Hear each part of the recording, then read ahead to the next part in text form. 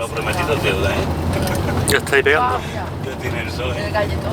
Hola amigos, nos encontramos en Santa Ana la Real, en pleno Parque Natural Sierra de Aracena y Picos de Aroche, provincia de Huelva. ¿Y qué hacemos aquí? Pues intentar realizar el llamado Desafío Pata Negra, una preciosa ruta circular por senderos y pueblos emblemáticos de esta sierra y que comienza, cómo no, por su kilómetro cero, situado en la Plaza de España. El culpable del diseño del recorrido es este señor, Juan Antonio Jara, un apasionado de esta tierra que bien quiere compartir con nosotros a través de esta fantástica aventura. En la página web de Desafío tenéis toda la información necesaria y datos de contacto para poder lanzaros a por el reto. Por nuestra parte, iremos dando más detalles del mismo a medida que avanzamos.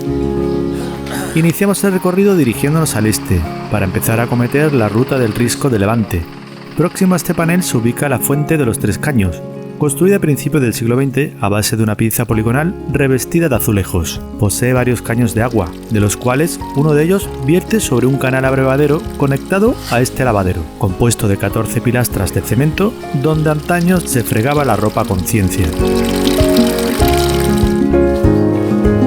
Salimos de la población por una pista de cemento que luego se torna empedrada en las estribaciones de la aldea de la Presa. Aquí, los especímenes bovinos pacen en calma al no sentir la presencia de ningún depredador, y los que hay no parecen entrañar peligro alguno. Por cierto, en Santa Ana la Real podréis encontrar más grafitis como estos, obras del autor Isaac García.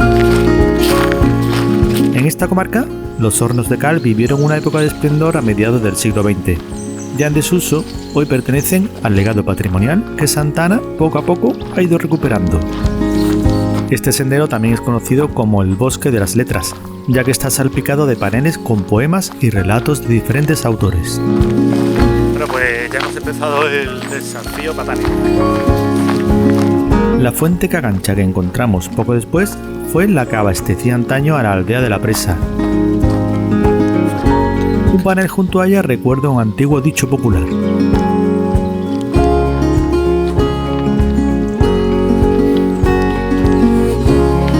La primera etapa son unos 26 kilómetros con posibilidad de llegar a Aracena, que serían unos 32. Pero nosotros no vamos a apurar tanto, estaremos contentos con llegar a Linares de la Sierra. Estamos siguiendo el curso del Barranco de la Presa, todo en sentido descendente desde Santa Ana a Real.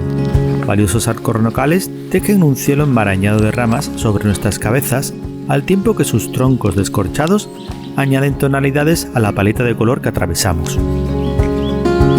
Entre los carteles literarios, la exuberante y variada vegetación y la presencia de animales domésticos, este paseo es la mar de entretenido.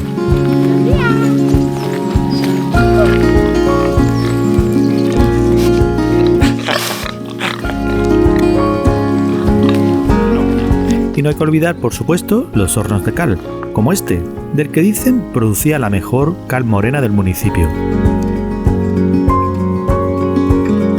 El día, algo cerrado, no impide la actividad de los ocupantes de este territorio. Nos siguen. Vámonos, vámonos. Incluso aunque caiga la noche, hay balizas que permiten el tránsito por estos senderos. La ruta alcanza la ribera de Santa Ana, que nos hace virar dirección noroeste. Aquí, la vegetación de ribera irá ganando protagonismo frente a otras especies, al igual que el otoño, que bien confirma la caducidad de algunas hojas.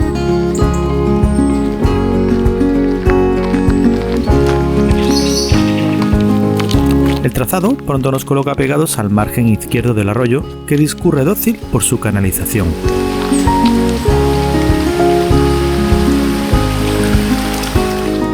Varias pasarelas de madera nos permitirán salvarlo a lo largo de este bello recorrido fluvial.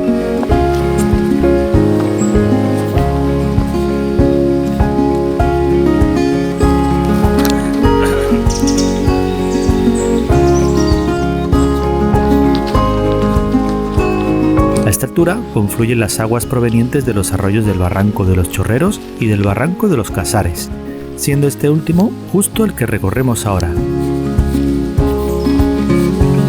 El Bosque de las Letras. Si nos resulta complicado adivinar qué fauna frecuenta estos lugares, siempre podemos estar atentos a los detalles. Cada paso que damos es embriagador. En cada metro hay una estampa que no queremos dejar escapar y que sin quererlo ponen en alerta nuestros sentidos.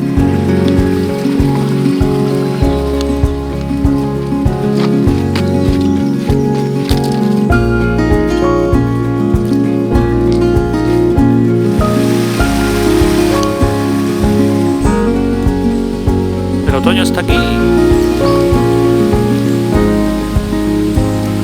La humedad de esta época deja su huella en forma de hongo, alguno de ellos comestible.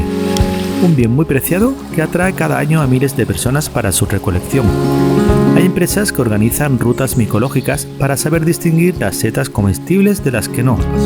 No vaya a ser que nos llevemos una desagradable sorpresa. Parece que hay que subir ahora. El camino asciende suavemente ahora por el barranco de los Casares hasta llevarnos a un curioso espacio en el que fomentar la lectura. Un baúl de piedra hace de intercambiador de libros. De haber estado construido en la selva, hasta Tarzán podría haberse aventurado a leer. Una exposición de dibujos y textos de escolares se postran en troncos y nos llevan a cruzar la siguiente pasarela de madera. El terreno quiere ganar altura respecto al cauce del arroyo y quiere hacerlo poniéndonos a prueba.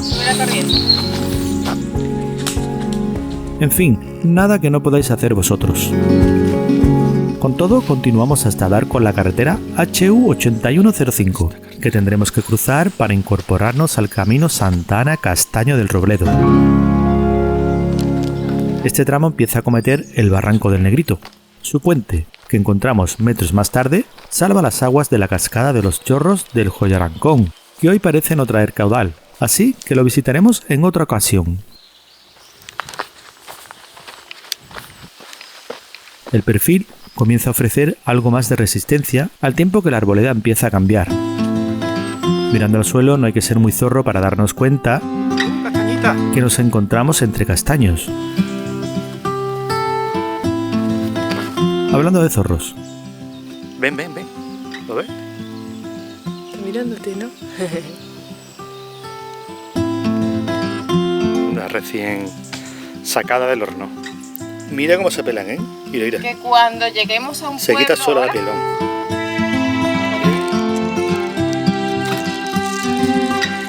Cuidado a la hora de coger castañas. Todas aquellas que caigan en el camino se pueden coger, el resto están prohibidas al encontrarse en propiedades privadas. Y por supuesto, ni se os ocurra andar descalzo por aquí con estas pelotas punzantes.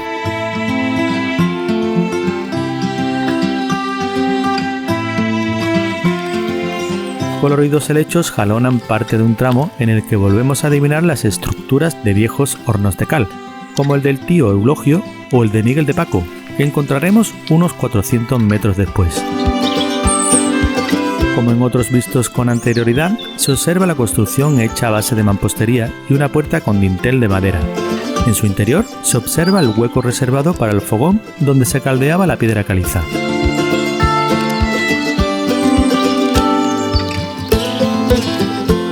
Todavía restan varios hornos más, los del Negrillo 1 y Negrillo 2, aunque estos últimos no conseguimos verlos debido a la abundante maleza. El segundo de ellos, además, parecía estar bastante derruido.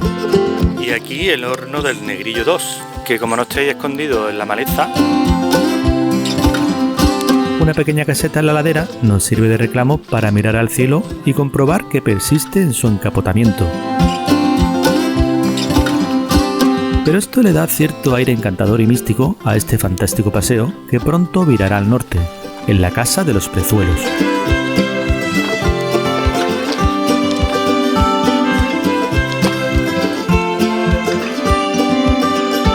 Solo los muros y algunas tejas mantienen la estructura de esta pequeña estancia olvidada por las generaciones que hoy recogen los frutos de la tierra. subidita, ¿no? Este lugar significa también para nosotros Venga, vamos ahí. el inicio de una exigente subida a los montes de la Sierra de los Palos Altos. Está enhorabuena. Empinada. No es una subida larga en distancia, algo más de 1 kilómetro aproximadamente, pero se acometen desniveles que van del 11 al 18% de inclinación. Vamos a entrar en una zona sombría. La ganancia de altura nos permite alcanzar las nubes bajas y con ello el aumento de la humedad.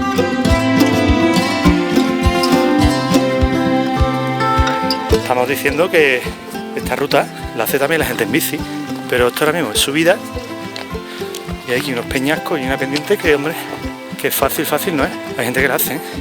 Y es que son muchos los que afrontan el desafío Pata Negra como un reto deportivo. De hecho, las modalidades que contempla la organización son non-stop ultra trail, mountain bike, senderismo, marcha nórdica y duatlón de montaña. Y los hay que vuelven a repetirlo para ver si pueden bajar sus tiempos de realización. En el espacio finisher de la página web podréis ver vuestros resultados. Una vez llegados a los 800 metros de altitud, iniciamos un descenso de algo más de 2 kilómetros que nos permite aligerar el paso. Algunas localizaciones se dejan ver entre el cortinaje de nubes, como el Castaño del Robledo, población por la que tendremos que pasar en el día de hoy. ¿Dónde va esta? El perfil favorable nos da un poco de alas, pero en cuanto escuchamos los ladridos cercanos ya hay que ir con más tiento. En este sentido, tenemos que decir que los dueños de las fincas están concienciados en mantener Bueno. a resguardo a sus perros por el bien de los transeúntes. Solo tuvimos un episodio de tensión con un perro que pudo sortear la valla que nos separaba de él. Afortunadamente, la cosa solo se quedó en ladridos. El día está dispuesto a abrir un poco para ofrecernos buenas panorámicas del parque natural.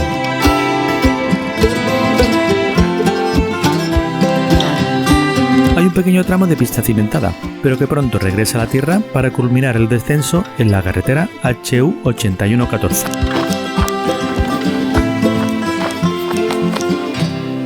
Aquí, la ruta parece perderse, pero echamos mano del GPS para continuar.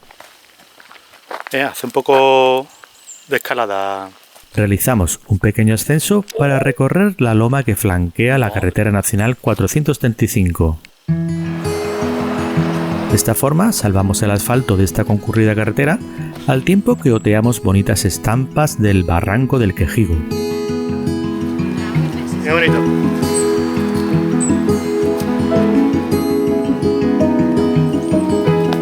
Vamos a llegar en breve a Jabugo, que ya se ven las casas desde aquí. Y si tenemos oportunidad vamos a hacer honores de la Pata Negra de aquí. Inevitablemente tendremos que pisar el asfalto de la Nacional 435 para poder tomar otra pista secundaria hacia la localidad de Jabugo, que con orgullo ya nos anuncia sus credenciales. El origen del auténtico jamón ibérico, Jabugo. Un muestrario de planta silvestre ameniza el tránsito por esta carretera.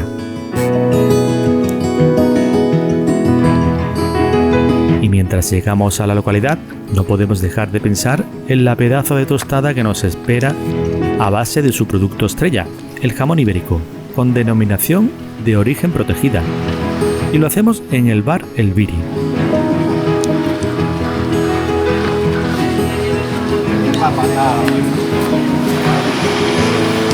Con energías renovadas reanudamos la marcha siguiendo el track del GPS, cruzando de nuevo la Nacional 435 para incorporarnos al sendero que nos llevará a Castaño del Robledo.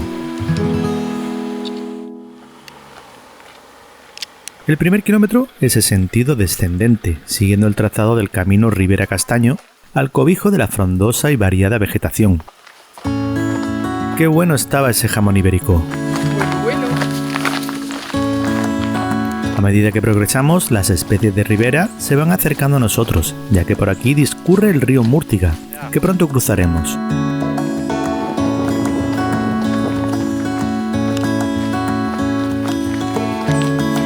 Ya comentamos antes algo relativo a las setas, pero si queréis saber más sobre ellas, aquí hay un panel informativo que nos introduce en este gremio comestible. Llegados al paso sobre el río Múrtiga, la tendencia del perfil comenzará a ascender.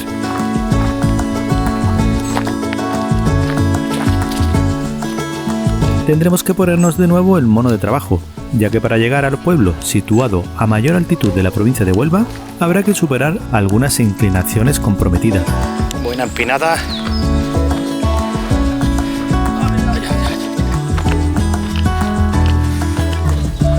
Nada que un bello entorno no las pueda compensar.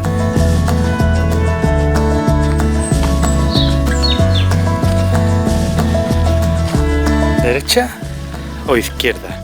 Ante la duda, En estos casos tenemos el GPS que nos da desafío Pata Negra es importante estar atentos al track a la izquierda. que nos proporciona desafío Pata Negra, ya que es fácil despistarse en algunos puntos. Antes de iniciar la ruta hay unos minutos con la organización en los que nos enseñan a manejarlo para poder seguir el rastro sin problemas y también para registrar nuestros pasos y tiempos. Son referencias que también les sirven a ellos para medir el resultado final de nuestra prueba. El firme, ahora compuesto de cemento y piedra, continúa en ascenso por la agradable vereda de Cortegana, jalonada con intermitencia por los muros de piedra de algunas propiedades privadas, pero que se abre al sur al valle del Múrtiga.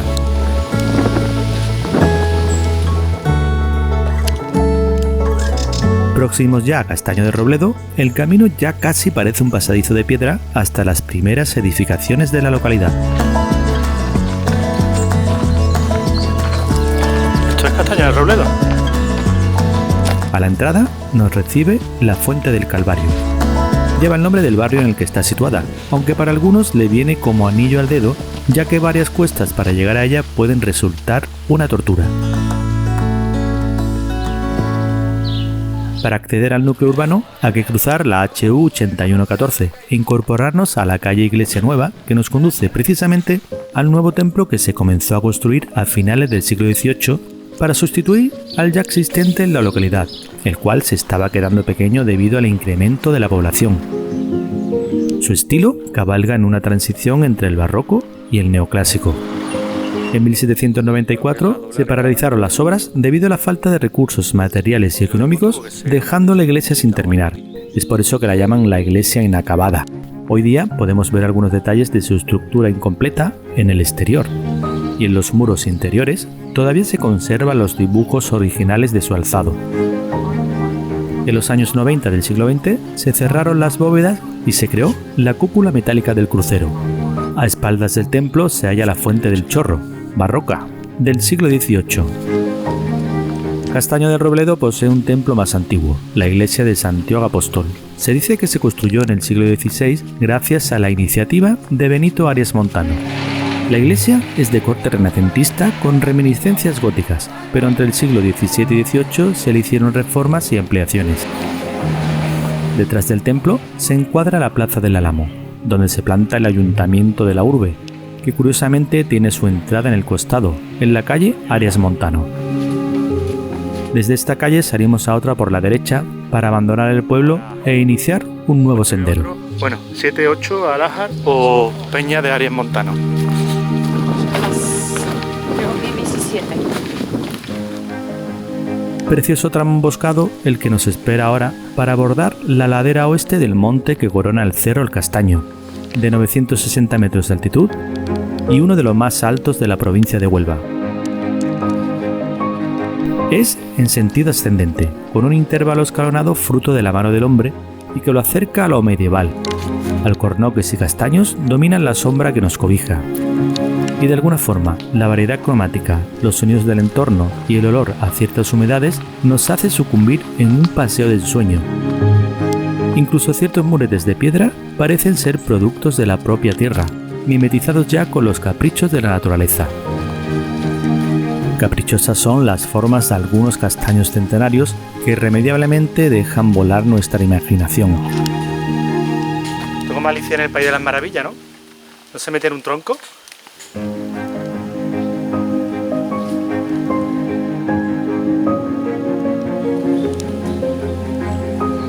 No son muchas las viviendas que aparecen a nuestro paso, pero las que hay, Esta de aquí es la casa de los calabacinos. están situadas a conciencia en lugares privilegiados. Este que transitamos ahora es el valle formado por el barranco de la Tejonera, que oteamos mientras terminamos de superar el puerto de Galaroza, llegando hasta los 850 metros de altura.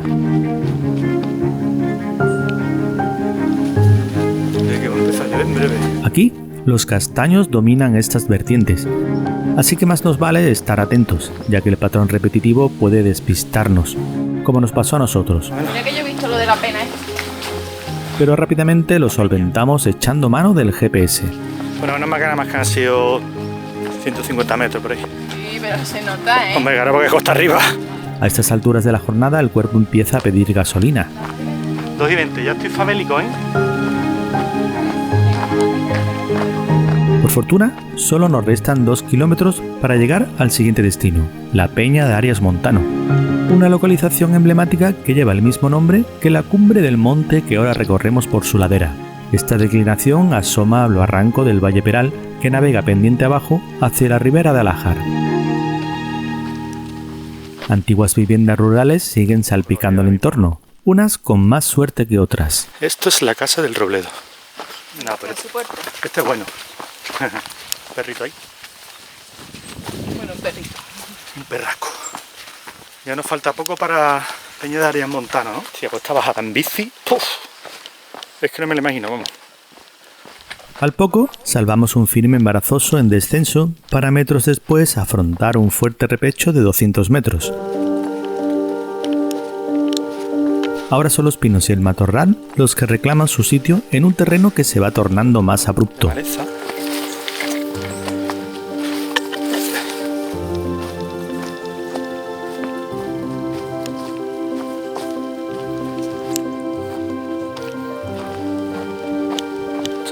Bajada, una buena bajada.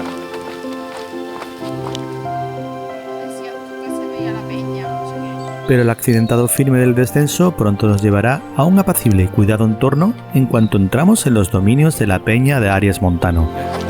Un lugar con identidad propia que rinde vocación a la Virgen de Nuestra Señora, Reina de los Ángeles.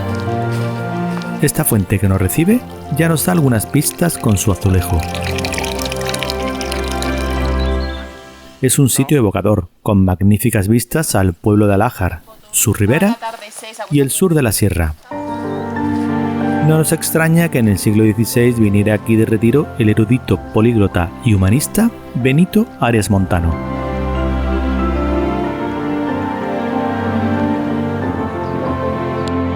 Presidiendo este mirador tenemos una bonita espadaña acompañada por 2 garitas circulares, estas de aspecto defensivo.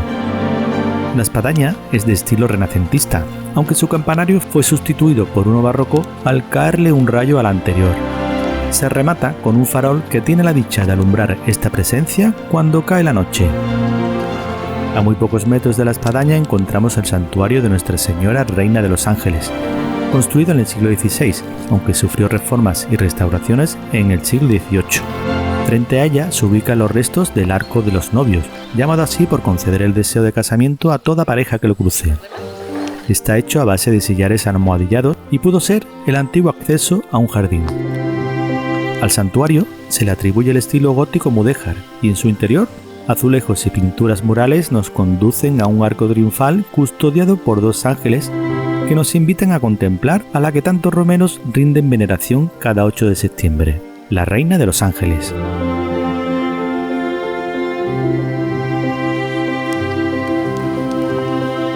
Muy cerca hay un monumento dedicado a Benito Arias Montano, el precursor de este complejo.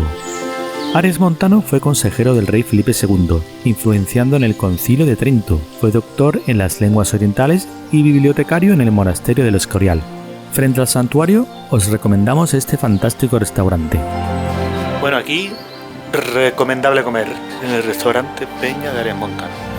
Exquisito trato y comida que nos sirvió para reponer energías con las que afrontar la parte final de la etapa.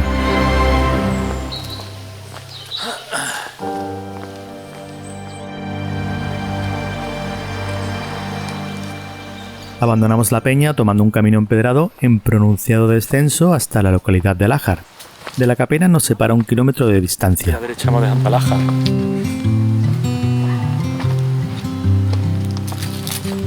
Esta calzada empedrada descansa a orillas de la carretera HU 8105. Mientras la cruzamos con precaución, echamos la vista al promontorio de roca caliza de la peña, en la que se han encontrado afloraciones cavernosas como el Palacio Oscuro o la Sillita del Rey.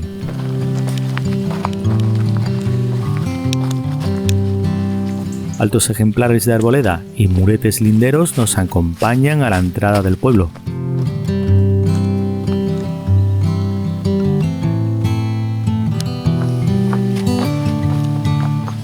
Y siempre es de agradecer que algún vecino del lugar salga a recibirte. Buenas tardes. Los orígenes de Alájar se remontan muchos años atrás.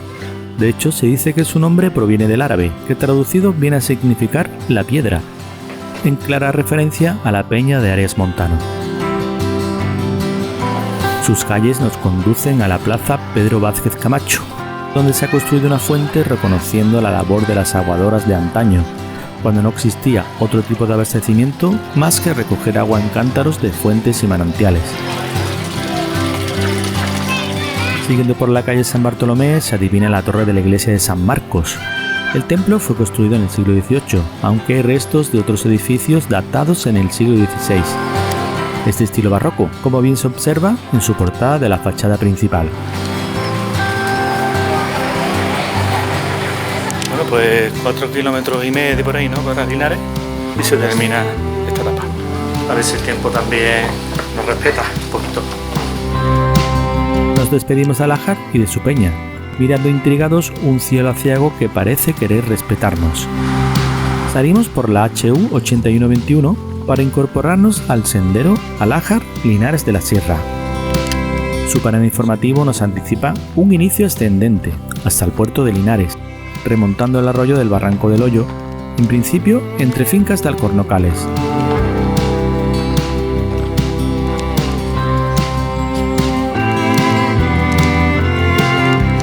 También se dejan ver algunos pinos y castaños dispersos que flanquean la vegetación de la ribera del arroyo. Castaños, tío, la verdad es que algunos troncos son alucinantes.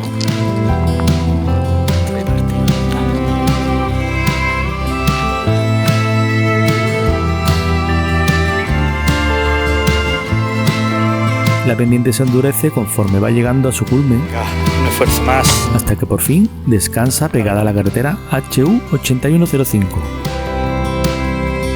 Sin cruzarla y por su margen derecho, damos con las indicaciones para descender a Linares.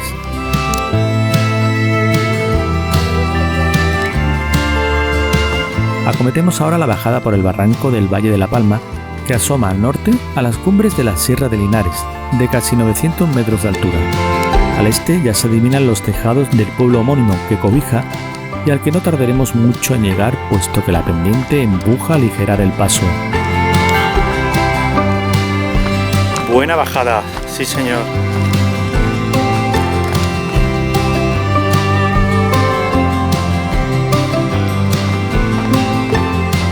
Próximo al arroyo hay un área de descanso junto a una antigua corta de agua. Este pequeño embalse lo utilizaban los vecinos para canalizar el agua por acequias con las que irrigar sus huertas. Reanudando la marcha, comenzamos a recibir los primeros muros de piedra que anticipan la presencia civilizada y la cercanía de la localidad, aunque más clara nos queda su proximidad en cuanto el camino se abre a un bello balcón al valle. Ahí está Linares.